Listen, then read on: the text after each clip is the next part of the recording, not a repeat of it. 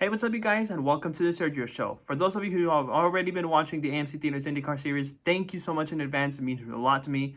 Today, I've decided, you know what? This is a track that I haven't yet designed, so why not take you behind the scenes as to how I make them? We're going to be designing the Manilansangan, which translates to Filipino to Manila Street Circuit. So I thought I'd take you behind the scenes, being that is one of only two other tracks that I have yet to design. So why not take you behind the scenes of it? Let's go check it out.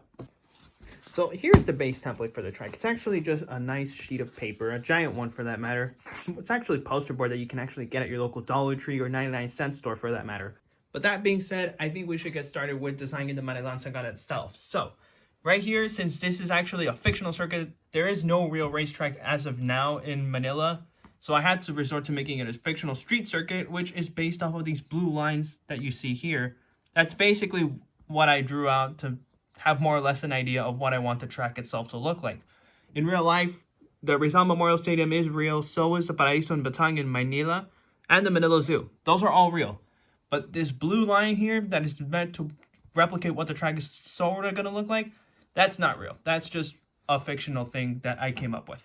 So now we begin with actually designing the track. And so we have our paper right here, the poster board underneath to provide support, even if the table wasn't used.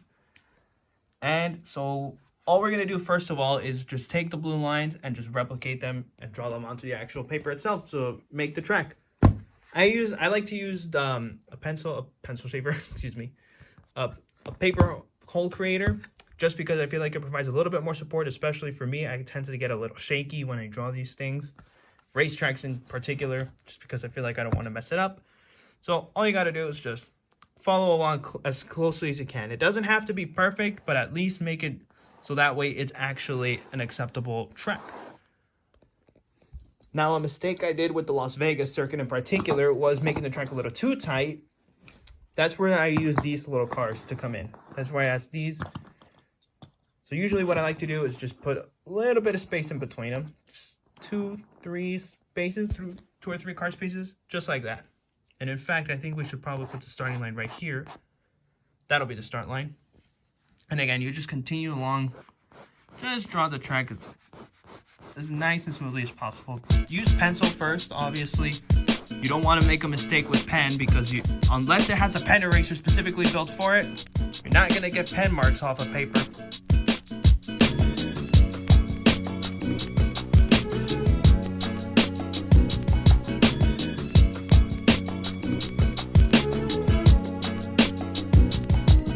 And so after a little bit of that tracing from here to here, at least I just got the inside done.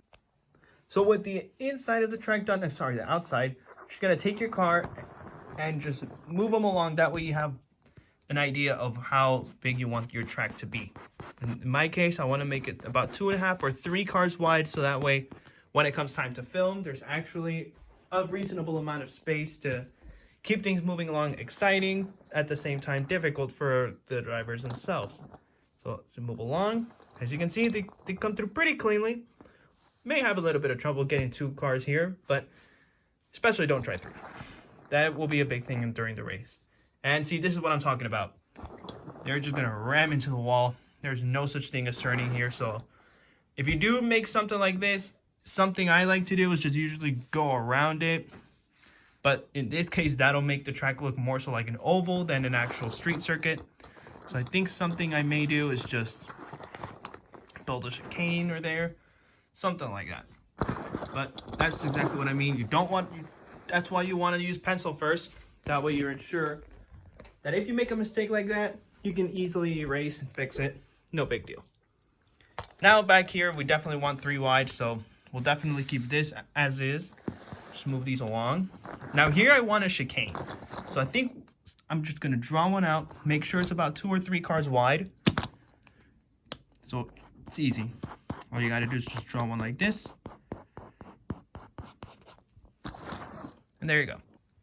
So I just decided to, in order to fix that little problem I had with only 2 cars running in here, why not just go this way? And that way we can just make the cars go around. So they have a little bit more room to work with. That way at least 1 car can make it through. And if that doesn't work, well, it should. If you can't make it work, kids. Now we're going to do what is a relatively easy part of the track, the pit lane. So for those of you who haven't yet noticed, because I don't particularly use them, pit lane is usually about 1 or 2 cars wide, usually 2, just so there's enough room for one to go in and another to actually perform service. So again, just use 2 cars right here. And to make your pit lane, you actually need 2 lines. So I'm just going to draw one around here, so that way you can form the box itself. So you're just going to use your little ruler or whatever it is you use to make a nice line. Connect them right there. And now you should have enough room for 2 cars to come into the pits when it comes time for service. The next step in making your pits is actually you're gonna need a car or something about the length of a diecast 1x64 car. What you're gonna want to do is actually split the road in half. And what I mean with that is literally split the road in half. So just by using your car, just use this one in particular. Just slightly push it. Just make sure that the back of the car actually aligns with your ruler or whatever it is that you're using. And then you just draw a straight line.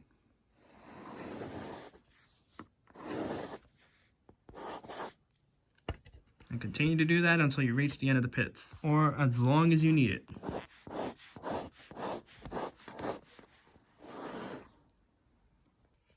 And then the last step, by taking your car and your ruler, just divide up and just divide the spaces to make a pit box. So on this track, I feel like we may have enough room for about 4 or 5 cars, as is usually the case in most tracks. However, in film, you don't actually notice that because since the cars are moving along at a relatively quick pace, you don't need 22. The thing is, I think I've seen this happen before. If you're running a league with about 20-something cars, you don't need 20-something spaces in your pit road. With 3, 4, or 5, it'll do. Just because you got to keep it realistic. That's the only reason pit road exists, unless you want to use them in your actual races. I don't blame you. I'm looking into doing that maybe sometime in the future. But as of right now, all you need is like 4 or 5 spaces. So 1, 2, 3, 4. 4 spaces in here. This 5th space, well, it's gonna run it into the track itself. So we'll just get rid of this line right here. Swoop the cars aside. Now let's trace out the outside of the track. Take your cars again. Any will work as long as they're of the length, typically of the length, or if not the same cars that you're actually going to use in your race.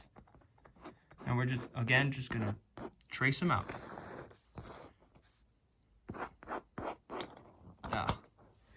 I will admit this is one of the trickiest parts for me, just because again I tend to get a little shaky when it comes to drawing, especially a racetrack. Just because I don't want to screw it up. Now here it's actually going to tighten up, so we'll just make a nice big U-turn and back out.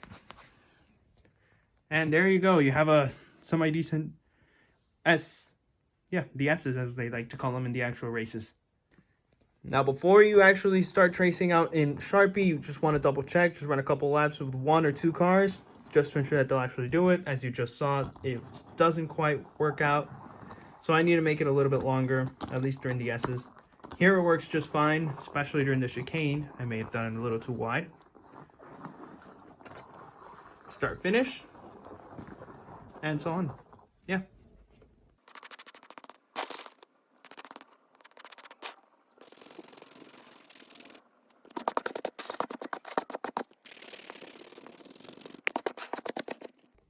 And once you are done tracing out the basics of your track, should look pretty good. Here's what mine looks like. This is the Manilansangan as it looks like with all the basic tracings done.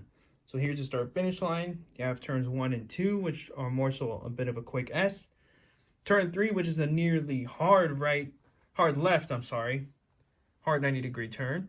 Then you have turn 4, which is one huge turn. Then you have a U-turn in turn 5 and 6. These are actually a duo of U-turns. Chicane in 7, 8, and then back around.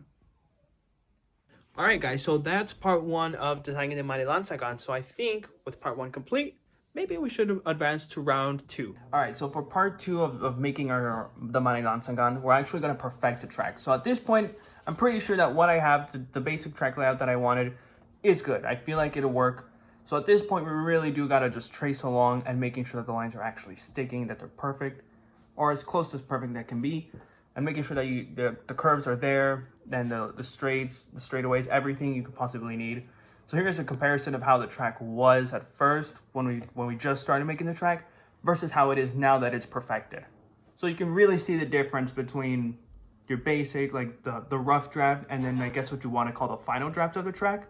There's a very strong difference, as you can tell here. All right, now comes the fun part. Actually decorating the track and making it look like a street circuit. In the case of Manilansangan, I actually started out by drawing some lines down what would be the start-finish line straight and off. That way it looks like it's actually made within a city, or more or less so. See, here you got some lines. I'll continue drawing along here to make it look like an intersection here. And then this, I'll make it look like another major streetway.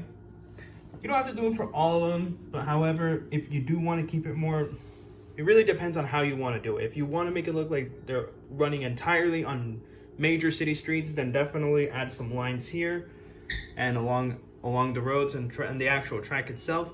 But otherwise, if you want to keep it like there's a mix of major streets and then some smaller streets like this one, then only add lines to where you really wanted to make it look like it's a big circuit. And once that's done, just color it in. The rays and the lines, however you want. Same thing goes with the track exterior, interior, however you want. At this point now, it's time to color the actual track in. Alright, so coloring the track in, the last big part of actually making your street circuit, or any circuit, stop motion circuit for that matter.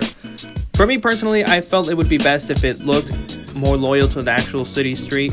So I colored in starting with the lines in yellow, and then I went on to the roads. I colored them in black just because I felt like it would look a little bit better, more accurate. I know some cities do use gray roads instead of black, or maybe that's just the fact that the streets are worn out and they haven't been repaved in years and years. But I wanted to look mine like it's just been repaved specifically for the race, so I thought I'd use a black shade instead of a gray.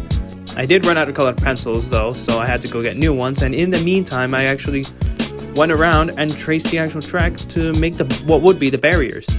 So I used a black marker in this case to really make it stand out and to officially sign off that basically this is what the track is going to look like. Once I got the new set of colored pencils, just colored it in and went around the track getting it all set for race day. And once you're done with actually coloring in the roads and the streets and the like, then you can actually go ahead and add whatever other details you want to add. So I added some bushes around the track, make it look like it's around a garden or something similar. Added some arrows, the basketball court in the middle, and then last but not least, the Filipino flag painted, well, not really painted, colored in, specifically where it is clearly visible. Some of the other details that I decided to add after consulting with people who were giving me feedback on this track and making sure that it actually looks good and that it looks ready for the race was adding some more colors of the flag around the track. Those colors being a red, a blue, and a yellow. So I decided to add a few more of those all around the track. That way it looks more festive, more race ready, and actually looks more so like it resembles a major event in the Philippines. So finally, the start-finish line, the biggest part, the one where basically everyone wants to get to first. And actually, I decided to try something a little different. I decided to integrate the Filipino flag into the start-finish line. That's what it looks like. And with that, the track is complete. The Manilansangan is officially ready to go to race day. It's ready for filming. It's ready for everything. So that's pretty much how I designed this track. And I hope this gives you more or less of an idea of how to make a stop motion track of your own. So with that being said, I'm going to sign off now. So thank you guys so much for watching. Be sure to like the video, subscribe to the channel. As always, I'll catch you in the next one.